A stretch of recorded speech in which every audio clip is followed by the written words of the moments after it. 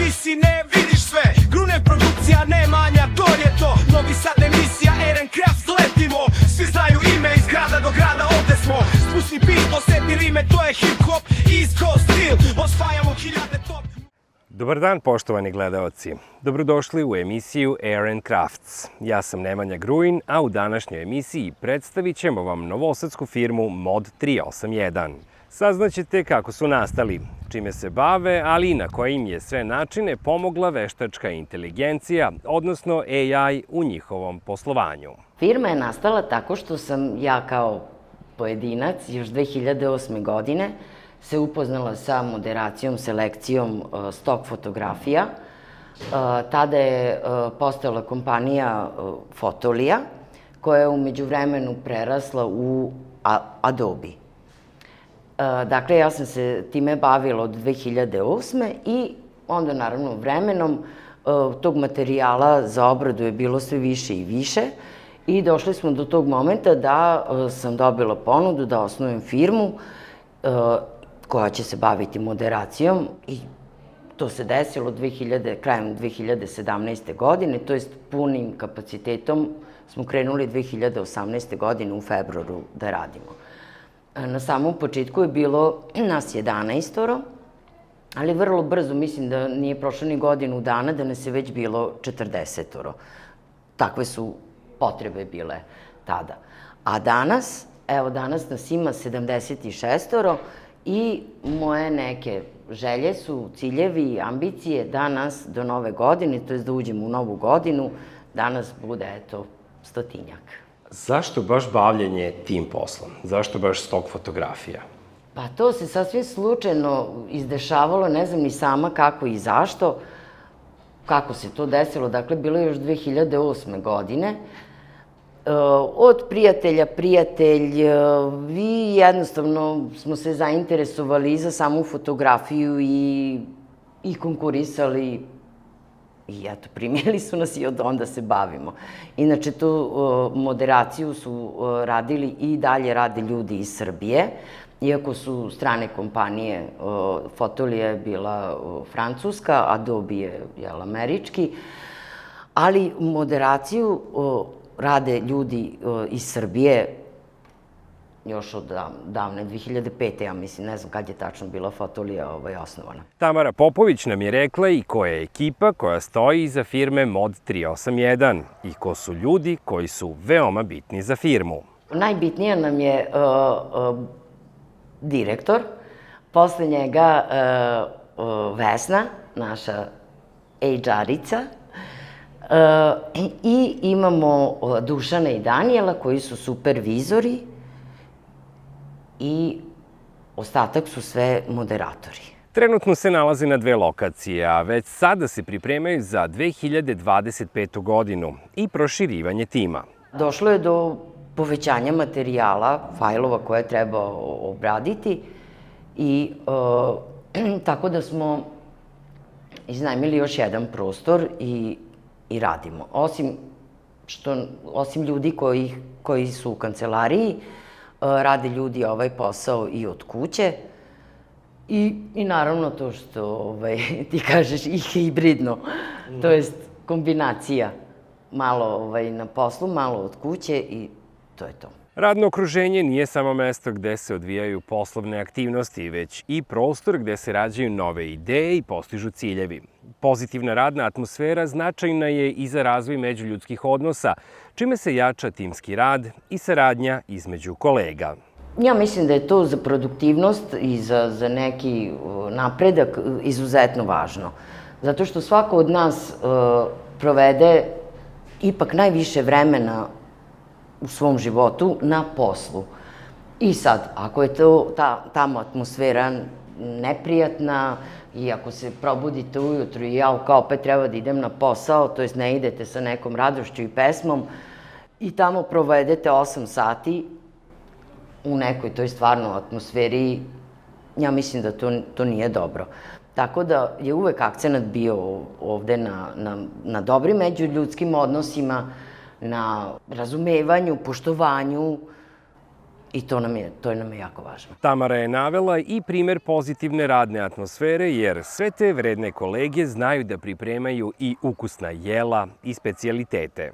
Malo je specifično, jer nismo u klasičnoj open space kancelariji, nego kao da smo u stanu nekom sa kompletnom kuhinjom i onda u tim pauzicama od rada se svašta tu krčka u kuhinjici.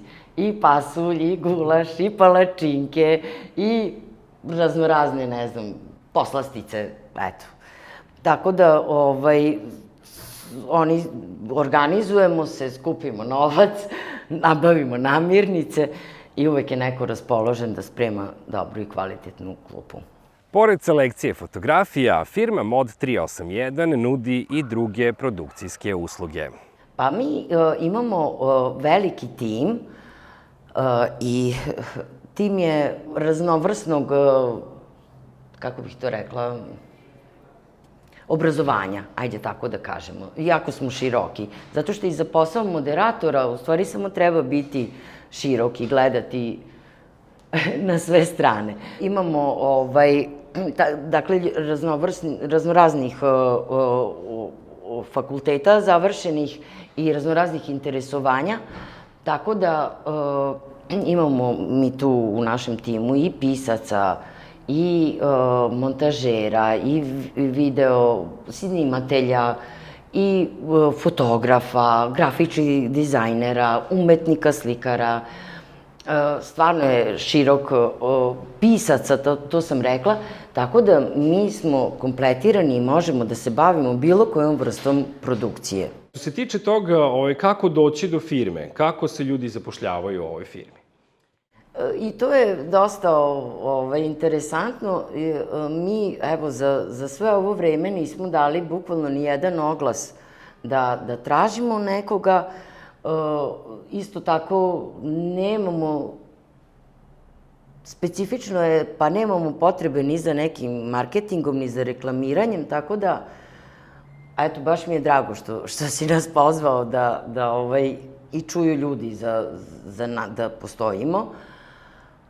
Iako, kažem, nemamo potrebe za tim, tako da zapošljavanje ide od prijatelja, kumova, rodbine i svi smo kao jedna velika porodica, eto tako. Mod 381 godinama sarađuje sa kompanijom Adobe, a Tamara Popović se osvrnula i na odličnu saradnju sa njima.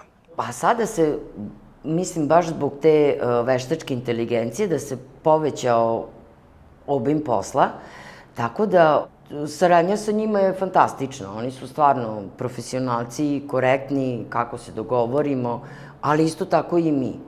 Sve što oni traže, mi to uradimo i to je to. Postoji li još neka firma u Srbiji koja radi sa njima na ovaj način, kao što vi se radite? Kao firma ne. Postoje individualci koji su isto iz Srbije, to je jedan tim, ali su oni individualci. Svako ima svoju firmu ili kako već sarađuju, ali da su na jednom mestu, kao mi, ne postoji. I samo se mi, dakle, bavimo time. Imaju oni i drugih tih firmi koje sarađuju sa njima, vrše usluge za njih, ali nisu iz Srbije. Od samih početaka bavljenja ovim poslom pa do danas vremenom se menjao i način rada. 2008. da, kada sam se zaposlila kao selektor, moderator, sam bukvalno, inače sam po obrazovanju profesorka ruskog jezika i književnosti i sa fotografijom nisam imala neki poseban dodir. Ali kada sam počela to da radim, onda me to sve jako, jako zanimalo i pa sam usput učila i napredovala,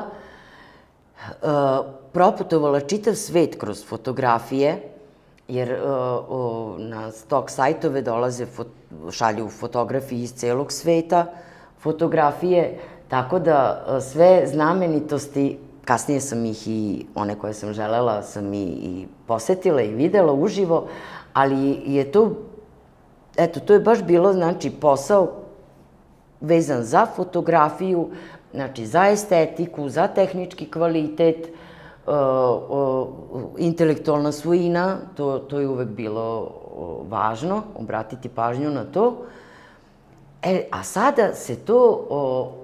je to uznapredovalo jako sve i meni se čini, ja se sad bavim nekim drugim poslovima, rukovođenjem, ne bavim se samo moderacijom, ali čini mi se da ja to sada, kada bi me neko postavio za monitor i kompjuter i rekao, ajde sada ti, da se to dosta promenilo, o čemu će vam Dušan i Danijel više ipak reći, da bih ja, eto, trebalo bi mi malo vremena da se ipak snađem i uhodam, toliko se promenilo. A jel ti nedostaje taj posao?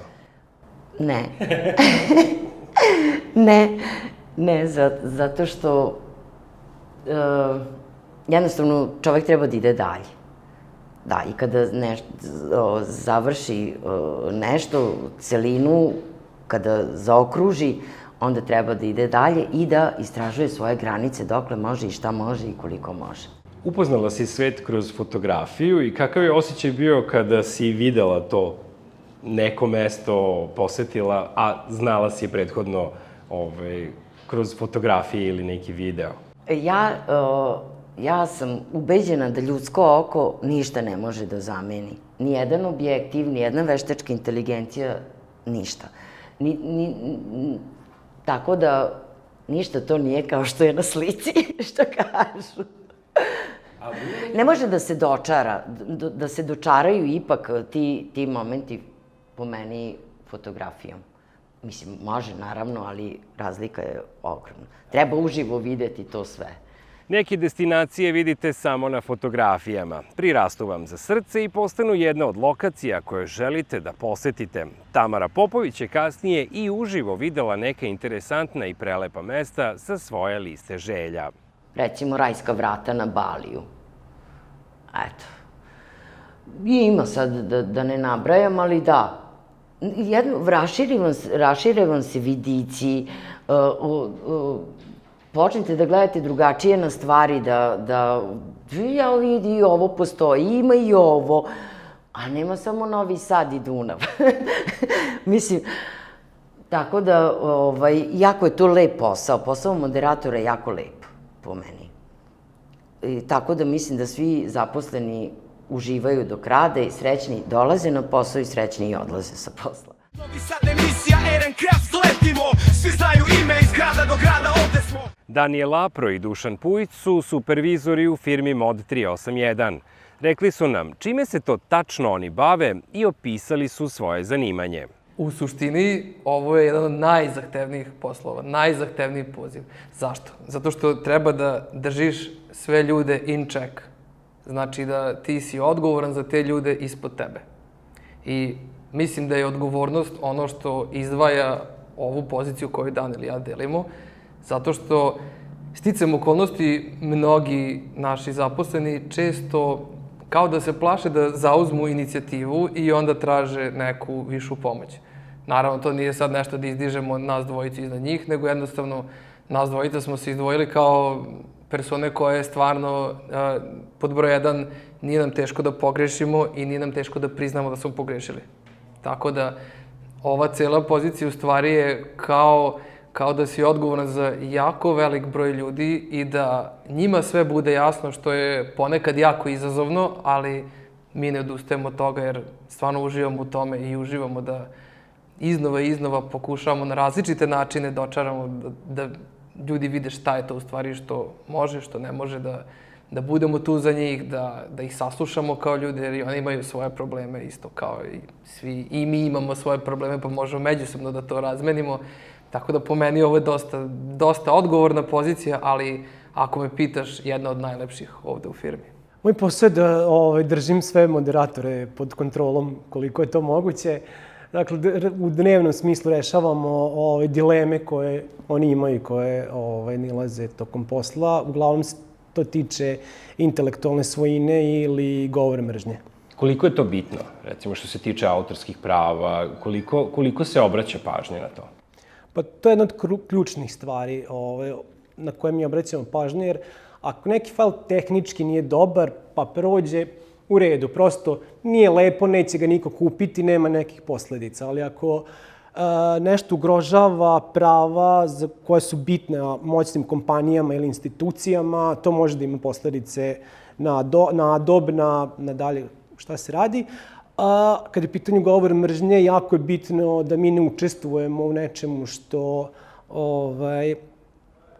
će da stereotipe čini vidljivim. Tvoja neka prethodna iskustva, radna iskustva i otkud ti u ovoj branši? Ja sam uvijek bio onaj koji je bio pored fotoreportera, ja sam bio novinar i uvijek sam imao dobru saradnju sa njima i nikad ih nisam smatrao onog nekog pored ili onog koji samo vozi ili dolazi i škljocne i tako dalje, nego mi uvijek bilo jasno koliko je bitno da oni budu tu, koliko je bitna fotografija, koliko je bitan zapis, koliko je bitno vizuelno i uvijek sam se trudio čak, ako ti urednik kaže da imaš određen broj slova, znakova, reči, da napiše malo manje, jer to znači da ćeš dobiti veću fotografiju, prosto će izgledati lepše. Ne moram ja lirskim bravurama da popunjavam prazan prostor, bolje da se to vidi, da naš zajednički proizvod deluje lepše krajnjem čitaocu.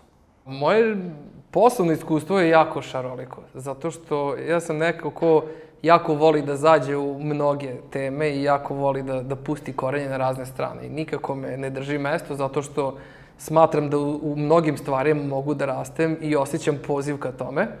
I onda nekako preko fotografije, završio sam primjenu fotografiju, preko te fotografije i raznih projekata radio sam i u igricama, u industriji igrica, pravio sam igrice, znači to mi je ono fantazija, opet sa gomilom ljudi. Radio sam u jednoj fashion firmi gde smo proizvodili razne kupaće, ovako pidžame i sve i svašta tog tipa i tu sam bio fotograf.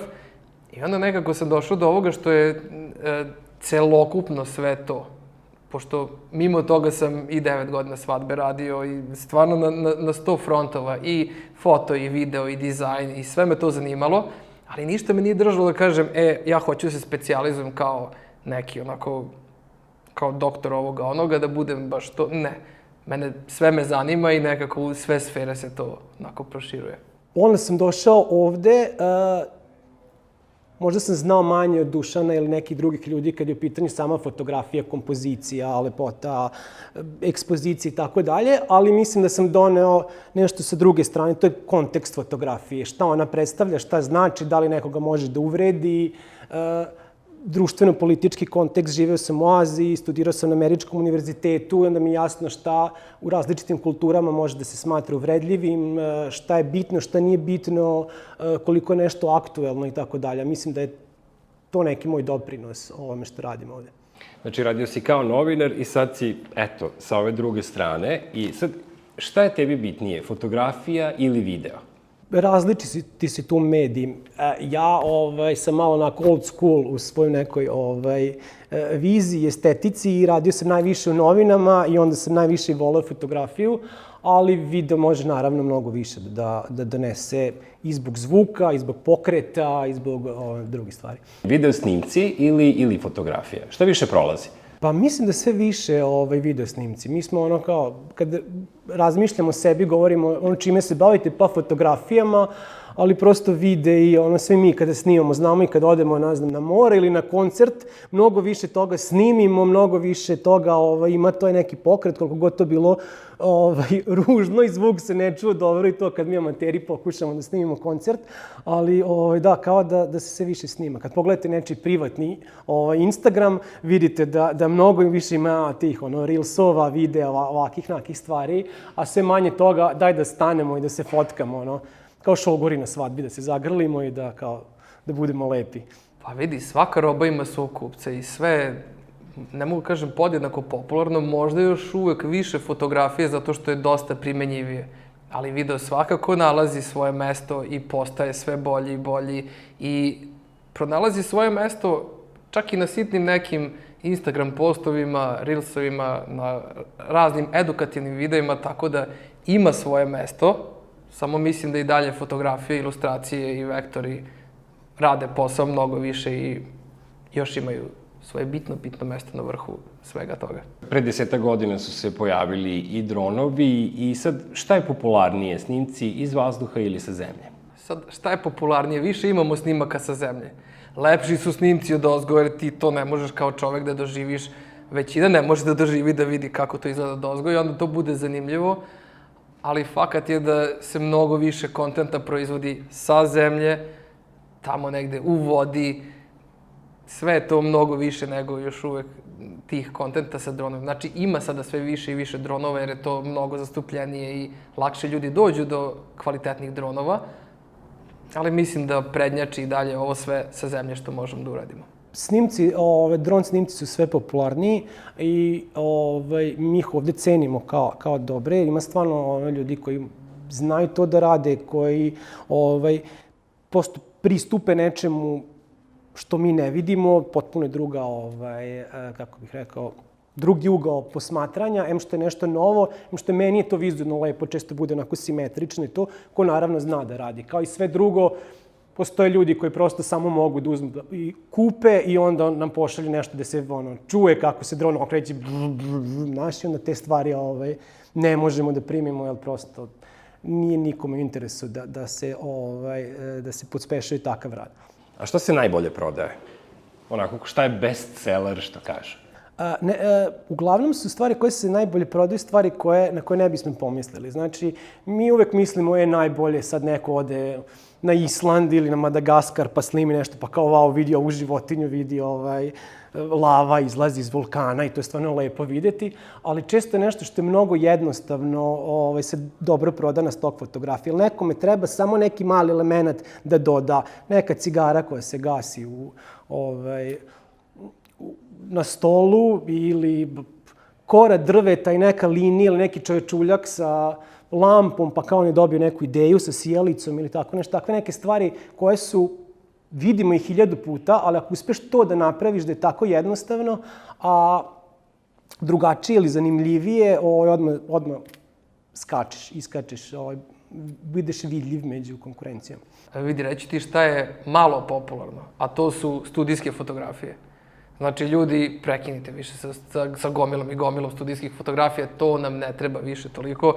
Znači, prenatrpani smo time. Čak i kvalitetne studijske fotografije nisu uopšte toliko tražene zato što prezasićeno je tržište. Sad, ja imam studiju, sad ću napraviti neku studijsku fotografiju, sve je to super, cool, top.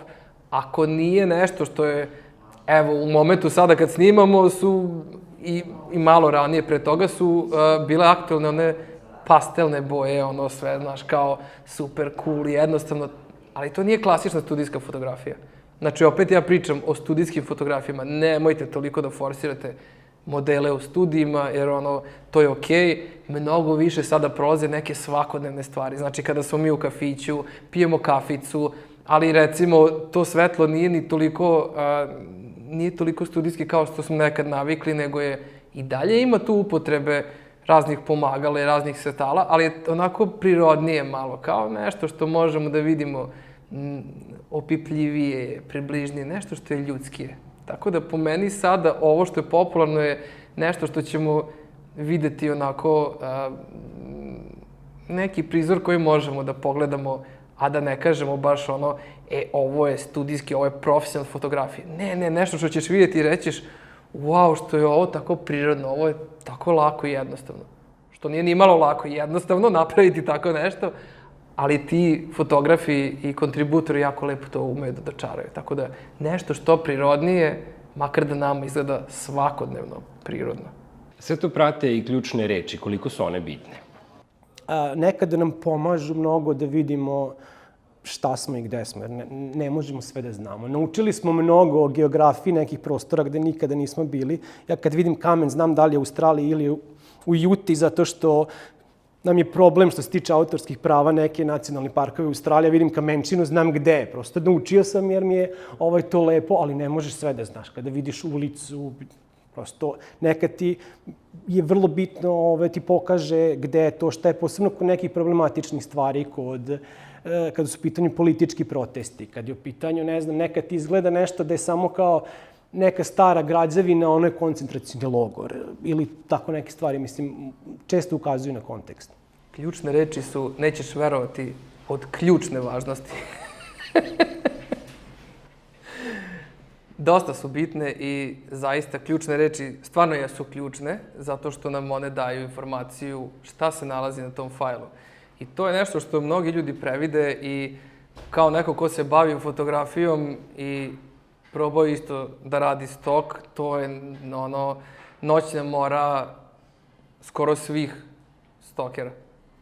Zato što bukvalno jako je teško osmisliti originalne ključne reči i ti kad napraviš set fotografija, bukvalno ti misliš, sad ću ja to prelepiti, copy-paste, to je lagano. Aha, i sad kako da iskoči tvoj uopšte fajl u tom moru svega toga? Kad je kad je sve isto. I čak smo imali,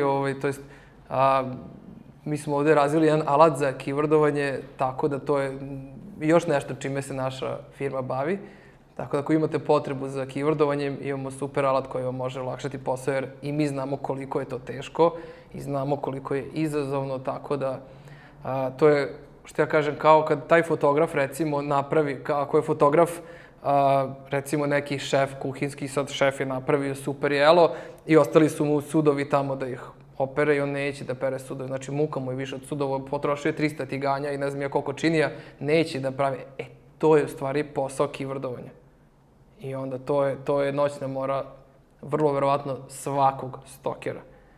Tako da i taj posao može da se olakša, nije automatizovan, ali to je nešto što je jako, jako, jako važno. Koliko ljudi se bavi time ovde? Mi keywordujemo po potrebi, odnosno po potrebi klijenta.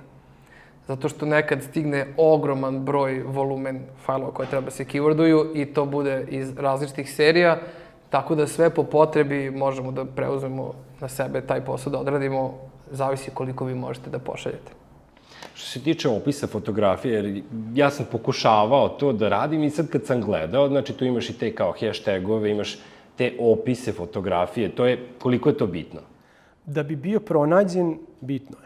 Znači, to je do onoga koji šalje fotografije. Mi ne možemo da kažemo, mi ćemo odbiti fotografiju ako ti opisi potpuno nemaju smisla, pa možemo da mu kažemo, doradi to, pa ćemo onda primiti, ali nekade su vrlo jednostavno, neki pokušavaju da nam izreknu neke lirske bravure, pa bude naslov u 5 redova. Mislim da su ključne reči važnije da bi te pronašli. I zato mislim da je bitno da budu konkretne. Mnogi stavljaju ključne reči koje su vrlo opšte. Drawing, illustration, nature. To je sve lepo, ali bit će slika prirode bukvalno na milione. Šta je to što tvoju sliku izdvaja? Ne to što je nature. Koja je konkretno ptica ili koje je drvo, koje je nebo, nebo je uvek jedno. Mislim da ćeš biti pronađen mnogo lakše. Za sve one koji žele da se bave fotografijom, videografijom i da kače materijal na stok sajtove, koliko je to isplativ posao? Znači, ako možeš da kažeš savet onima koji žele da počnu time da se bave.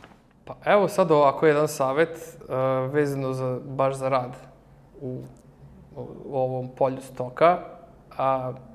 Ja lično sam se družio sa mnogo fotografa i sa mnogo stokera, što uspešnih, što još uspešnijih. I ono što ja mogu da vam kažem je da se bavite stok fotografijom. Da ćete se obogatiti, vrlo verovatno nećete. Da ćete imati razne uvide, vrlo verovatno hoćete. Da ćete steći nova poznanstva, 100% hoćete. I ovde bih samo želeo da istaknem u moru mnogih stokera profesionalnih koje poznajem, jako je to čudno kada počinješ, svi imamo ideju, počinje se baviš stokom, to će ti doneti pare i onda imaš drugare stokera koji kaže, nije to baš lako kao što ti misliš, nećeš ti uspeti ili kažu, nije to za tebe i neki ti ništa ne kažu. Ali u celom tom moru svih tih ljudi koje poznajem, želeo bih da istaknem jednog mog jako dobrog prijatelja Dušana Petkovića, koji je vrhunski stoker i ima vrhunske rezultate i koji je jedina osoba na ovom svetu koja mi je rekla počni da se baviš stokom, može tu da se uspećeš. Pazi, jedina osoba od gomile ljudi koje znam. Jedini čovek koji je rekao, možeš to i ti, ako mogu ja, možeš i ti. Tako da, velik pozdrav za njega i on je velika inspiracija i mislim, nam iz ličnog iskustva nije samo meni to rekao, nego da on tu priču živi i da je širi i da je stvarno velika duša zbog toga. Ako si dovoljno autentičan, ako si dovoljno svoj, ja mislim da možeš da pronađeš svoj prostor. Mislim da je važno da, koliko god je važno da poznaješ tog fotografiju, da ti je jasan kontekst toga i da vidiš šta se već dešava, da ne pokušavaš da emuliraš to isto. Jer ono kao, ako vidiš da se prodaje fotografija osobe koja kao razmišlja o dijeti pa drži hamburger u jednoj ruci i jabuku u drugoj ruci, super, to je dobra ideja, ali imamo takvih 100.000. 100.000 prva ti neće doneti novac.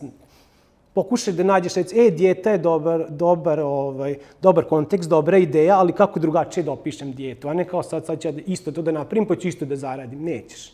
Tvoje mišljenje, koliko se stok fotografija, odnosno stok sajtovi prilagođavaju novim vremenima?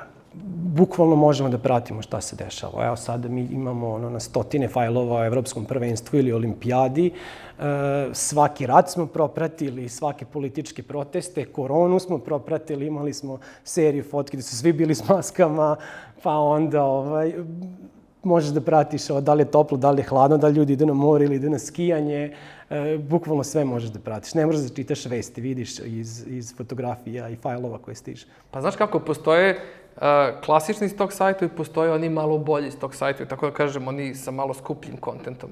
I onda svi ti stok sajtovi hoće da mimikuju ove skuplje da bi više zaradili i onda to malo ulazi u neku problematiku jer ti si neki mali lanac prodavnica i hoćeš da mimikuješ neki malo veći i onda malo konkurentske cene, malo konkurentski proizvodi, a kod tebe su navikle da dolaze bake i penzioneri, razumeš, a ti sad hoćeš ovako da ti dolaze malo onako ljudi, razumeš, koji su više hip, koji imaju više da potroše i tu nastaje možda velika problematika, tako da generalno s tog sajtovi bi mogli malo da povedu računa ko su njihovi kupci sada. Naravno, imaš projekciju ko želiš da ti budu ciljni kupci, koja je tvoja ciljna grupa. Samo da ta tranzicija bude malo nežnija, jer ne pije vodu ni s jedne, ni s druge strane. Veštačka inteligencija, odnosno AI, sigurno je jedan od najvećih izuma modernog doba. Skoro svakodnevno pomaže nam, olakšava, ubrzava, ali i unapređuje mnoge procese rada, od pisanja dizajna pa do programiranja. Zato je AI predstavlja šansu kako za startupe, tako i za firme koje posluju godinama. Ako mene pitaš, AI je ultra bitan. Znači, jako dobra alatka koja je satkana od mnogih delova kojima ti možeš da kontrolišeš i koji mogu da ti izbace neke stvari, da generišu nešto što ti u stvari ne bi ni zamislio. Koliko je ludo, koliko je divlje, koliko je neverovatno. Da razmisliš, čoveče, kome je ovo palo na pamet, razumeš? Tako da po meni je jako fascinantno, ima ogrom udeo u celom marketu koji pomaže što ljudima koji znaju da se bave ovim stvarima, što ljudima koji tek sad počinju, tako da jako, jako bitno. AI, da li će on umanjiti značaj fotografije ili neće? Ja mislim da neće. Naći će svoju nišu, tu je, ostaće, ali mislim da neće umanjiti njen značaj. Kao što televizija nije ubila radio, radio nije ubio novine, neće ni AI umetnost ubiti ovu, ajde da kažem, pravu, postojeću, autentičnu. Mislim da AI ne može da umanji značaj stok fotografije, samo može još da je izdigne. Zato što mašina nikad neće napraviti ono što je čovek napravio, niti će čovek napraviti ono što mašina napravi. Po meni je to jako komplementarno i na te stvari gledam kao nešto što pomaže i nama, a pomaže ostatku sveta. Znači, jako je po meni dosta bitno da shvatimo da to nije naš neprijatelj. Može da bude, nadam se da nećemo stići do Terminatora tamo onih, ali to nikad nećemo znati. Opet, sve zavisi kako mi koristimo taj alat. A ja volim da verujem u ljudsku rasu i u dobrotu, tako da mislim da će biti okej. Adobe Stock, da li on jedini dozvoljava prodaju fotografije koja je napravila veštačka inteligencija? Od tih većih koje meni padaju na pamet, da. Sad tih stokova sad ima manjih, velik broj, ne bi znao da tvrdim da je jedini, ali od tih većih mislim da jeste. A zbog AI-a, da li se i koliko se menjaju često pravila za objavljivanje na stock sajtovima? Sve se menja u hodu, prosto je nemoguće napraviti neki vodič, neki gajd kako ćemo da se ponašamo, zato što se ona stalno menja. S jedne strane se ponaša kao neko ko kopira, a s druge strane, vidiš taj skonto, gledaš kako uči. Recimo, kada nacrta sat, prvo su bile potpuno bez veze neke linijice, pa je onda skonto da treba da bude 1, 2, 3, 4 do 12, ali recimo kada crta rimske brojeve kao dete kad uči 1, 2, 3, pa četvorku ne napiše kao i V, nego stavi 4 linije. Bukvalno kao dete u školi dok ne nauči da napravi četvorku. Gledaš kako raste pred tvojim očima. Pa kako se menjaju trendovi, tako se menjaju pravila. I pre AI je to bilo i posle AI je to bilo. Najbitnije nam je samo da dobijemo korektnu fotografiju. Znači, ako šaljete nešto što je napravljeno od strane AI-a, samo gledajte da to bude što korektnije prikazano. Znači, ako vidite, ovo je poziv sad za sve kontributore, ako vidite da na vašoj fotografiji imate ovako 7 prsti na jednoj šaci, pa nemojte to slati. To je problem i nama i vama i neće niko to prihvatiti. Znači, samo gledajte recimo na dimenzije i proporcije kada su u pitanju ove ljudske stvari. Sve što je apstraktno, to je apstraktno. To nikad nećemo moći da ovakamo tome. Ali ajde da ovo makar vidimo, ako su zubi onako kako treba, ajde da pošaljemo onda fotografiju. Ako vidimo da zubi nisu kako treba, nemojte stvarati dodatni posao svima. Bukvalno, imaš ljude koje, poznajem baš neke stokere koje su u fazonu pošalju i kažu aj vi to samo odbijte što ne valja, pa druže, ako si neko ko se bavi time, ako si neko ko tvrdi da je majstor, daj malo prođi kroz te fajlove, malo i ti uradi neku moderaciju toga što si napravio. Mislim, to je po meni neko svesno poslovanje kao svesni kontributor. Tako isto i ovo, ako vidiš da ima viška prstiju, nogu, zuba, da oči baš nisu, to su neke stvari koje sad u ovom momentu AI još uvek ne može da reprodukuje kako treba. Može donekle. Ali pazi, mi smo propratili skroz dolazak AI-a. Mi smo ga ko bebicu onako primili kad stvarno je bio ono bukvalno fetus još, toliko je bilo to zanimljivo. I mi smo gledali kako taj AI raste iz godine u godinu. Mi smo sve faze prošli s njim. I sad je on skoro pa perfektan. Znači, stvarno je sve bolje i bolje. Ali kažem, ajde mi da uradimo s naše strane kao neki kontributor koji šalje da uradi to što je u njegovoj moći, da svima bude lakše ovaj posao. Postoje li neka ograničenja tu, što se tiče stvaranja fotografija veštačkom inteligencijom? Isto je bitno kao i kod organskog sadržaja, bitna su autorska prava i bitan je govor mržnje. Znači, ne može neko, ako crta patiku, da to ne bude Adidas patika, jer kao prosto, samo Adidas može da pravi Adidas. I bitno je da ponovo, da ne žive ti stereotipi, da ne bude ako tražimo da napravi zatvor, da u zatvoru budu samo crnci ili tako nešto.